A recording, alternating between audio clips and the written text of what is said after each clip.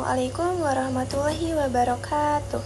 Perkenalkan, nama saya Siti Wahyunisa dengan NIM 2212100100 dari jurusan PAIC semester 4. Di sini saya akan menjelaskan tema tentang sedekah dan infak dengan menggunakan media pembelajaran Buper, yaitu Bukit Permainan. Sebelum saya menjelaskan tentang media pembelajaran yang saya gunakan, saya akan menjelaskan tentang materi yang akan saya bahas. Materi yang saya bahas ialah tentang tema sedekah dan infak. Sedekah di dalam bahasa Indonesia biasa juga disebut dengan sedekah, yang memiliki artian memberikan sesuatu pada orang lain, semata-mata mengharapkan ridho Allah, atau bisa juga diartikan sebagai suatu amal soleh yang sangat dianjurkan Allah dan Rasulullah, baik di dalam kitab suci Al-Quran maupun di dalam hadis Rasulullah.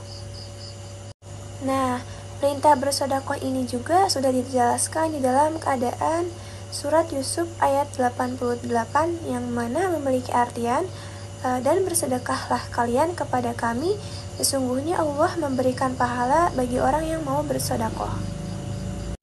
Selanjutnya adalah hukum dari bersedekah. Hukum dari bersedekah ini adalah sunnah. Sunnah di sini maksudnya adalah sunnah muakkad. Oleh karena itu, setiap muslim dianjurkan untuk membelanjakan hartanya di jalan Allah dengan cara bersedekah. Selanjutnya adalah bentuk dari sedekah. Nah, bentuk dari sedekah ini ada 3 macam. Yang pertama bisa dengan harta, yang kedua bisa juga tenang dengan tenaga, yang ketiga dengan perkataan yang baik. Selanjutnya adalah contoh praktek bersedekah. Nah, semisal kita diberi uang saku, kita bisa menyisihkan sebagian uang saku itu dan sebagian dari uang saku itu nantinya bisa dibuat untuk bersedekah. Nah, baik ini di sekolah maupun di luar sekolah. Selanjutnya, apa sih manfaat dari bersedekah? Nah, manfaat dari bersedekah ini sangat banyak dan bahkan bisa dibilang banyak sekali. Nah, bisa sebagian tabungan amal soleh yang mana pahalanya sangat dilipat gandakan dan sangat besar. Dan yang kedua, sebagai ungkapan rasa syukur kita terhadap Allah karena sudah diberikan rezeki. Dan yang ketiga, bisa meringankan beban hidup seseorang, terutama orang yang sangat membutuhkan. Dan yang keempat, bisa mempererat hubungan batin antara yang memberi dan yang menerima. Yang kelima, kita dijauhkan dari sifat kikir dan bakhil. Dan yang keenam, kita bisa lebih mendekatkan diri kepada Allah. Selanjutnya, pembahasan mengenai infak. Kata infak berasal dari kata anfaqo yanfiqu, yang artinya membelanjakan atau membiayai. Arti infak menjadi khusus ketika dikaitkan dengan upaya realisasi perintah-perintah Allah. Dengan demikian, infak hanya berkaitan dengan atau hanya dalam bentuk materi saja. Adapun hukumnya ada yang wajib, termasuk zakat, nazar, ada infak sunnah, mubah, bahkan ada yang haram.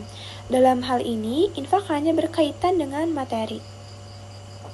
Menurut KBBI, infak adalah mengeluarkan harta yang mencakup zakat dan non-zakat. Sedangkan menurut terminologi syariat, infak berarti mengeluarkan sebagian dari harta atau pendapatan penghasilan untuk suatu kepentingan yang diperintahkan dalam ajaran Islam. Dapat disimpulkan bahwa infak bisa diberikan kepada siapa saja, artinya mengeluarkan harta untuk kepentingan sesuatu. Sedangkan menurut istilah syariat, infak adalah mengeluarkan sebagian harta yang diperintahkan dalam Islam untuk kepentingan umum dan juga bisa diberikan kepada sahabat terdekat, kedua orang tua, dan kerabat-kerabat terdekat lainnya. Selanjutnya, dasar hukum infak. Syariah telah memberikan panduan kepada kita dalam berinfak atau membelanjakan harta. Allah dalam banyak ayat dan Rasul dalam banyak hadis telah memerintahkan kita agar menginfakkan atau membelanjakan harta yang kita miliki. Infak secara hukum terbagi menjadi 4 macam, antara lain yang pertama ada infak mubah, kedua infak wajib, contohnya menafkahi istri yang ditalak dan masih dalam keadaan iddah, membayar mahar atau mas kawin, menafkahi istri dan menafkahi anak dan keluarga. Yang ketiga ada infak haram, yakni mengeluarkan harta dengan tujuan yang diharamkan oleh Allah, seperti infaknya orang kafir untuk menghalangi syiar Islam, dan yang kedua, infaknya orang Islam kepada fakir miskin tapi tidak karena Allah. Dan yang keempat, infak sunnah, yaitu mengeluarkan harta dengan niat sodakoh, dan infak tip ini yaitu ada dua. Yang pertama ada infak untuk jihad dan infak kepada yang membutuhkan. Nah, dalam infak memiliki 4 rukun. Yang pertama ada penginfak atau munfik, maksudnya yaitu orang yang berinfak. Yang kedua, orang yang diberi infak. Dan yang ketiga, sesuatu yang diinfakkan seperti orang yang diberi infak oleh penginfak. Dan yang ketiga adalah ijab dan qabul. Nah, infak itu sah melalui ijab dan qabul. Bagaimanapun bentuk ijab qabul yang ditunjukkan oleh pemberian harta tanpa imbalan. Selanjutnya pembahasan terakhir yakni manfaat infak. Yang pertama adalah sarana pembersih jiwa, sebagaimana arti bahasa dari zakat adalah suci. Dan yang kedua, realisasi kepedulian sosial, salah satu esensial dalam Islam, maka infak berfungsi sebagai pembina kelembutan hati seseorang terhadap sesama. Yang ketiga, sarana untuk meraih pertolongan sosial.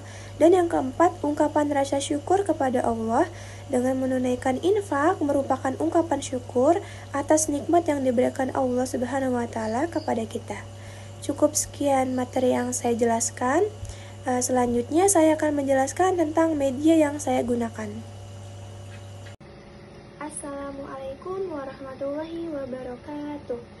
Di sini saya akan menjelaskan media pembelajaran yang saya gunakan. Nah, seperti ini. Sangat simpel sekali. Dan ini merupakan media yang dimana bisa dinamakan dengan media bukit permainan. Nah, di sini juga sudah terdapat beberapa contoh tentang bersodakoh dan infak.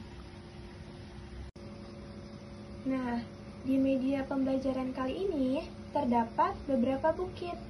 Bukit pertama, lalu ada bukit kedua, bukit ketiga, bukit keempat, bukit kelima, dan bukit keenam. Nah, yang dimana setiap bukit tersebut ini sudah dituliskan dengan beberapa pertanyaan, yang mana bertemakan tentang sodakoh dan infak.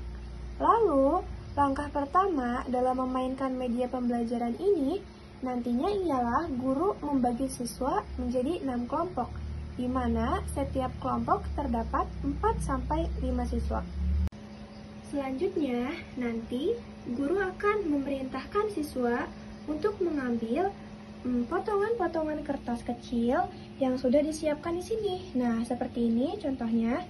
Lalu, selanjutnya, nanti perwakilan kelompok juga akan menjelaskan tentang materi yang ia dapatkan. Sebagai contoh, misal kelompok 1. Nah, mengambil potongan kertas kecil 1, lalu dibuka. Nah, mereka mendapatkan nomor 3. Lalu, mereka melihat apa isi bukit dari nomor 3. Mari kita lihat. Nah, di sini terdapat beberapa pertanyaan. Yakni, bersodakoh dapat diamalkan dalam berbagai macam bentuk, sesuai dengan kemampuan setiap individu. Pertanyaannya, sebutkan minimal 3 bentuk dari sodakoh. Lalu, semisal kelompok 2 mengambil potongan kertas kecil 1, nah lalu dilihat mereka dapat nomor berapa. Oke, ternyata mereka dapat nomor 2. Lalu mereka melihat apa isi bukit dari nomor 2.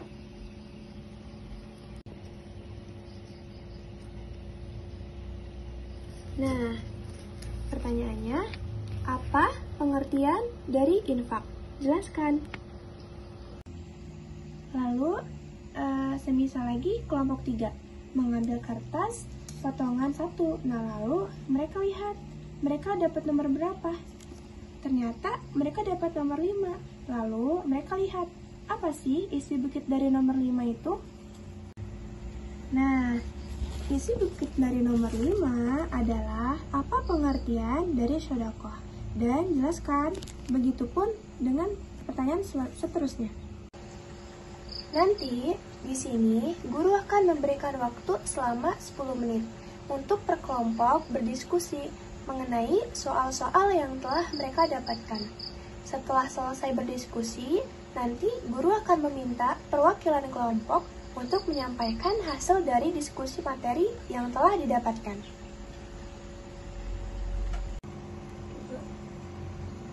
Jadi, di media pembelajaran kali ini, guru di sini berperan sebagai fasilitator.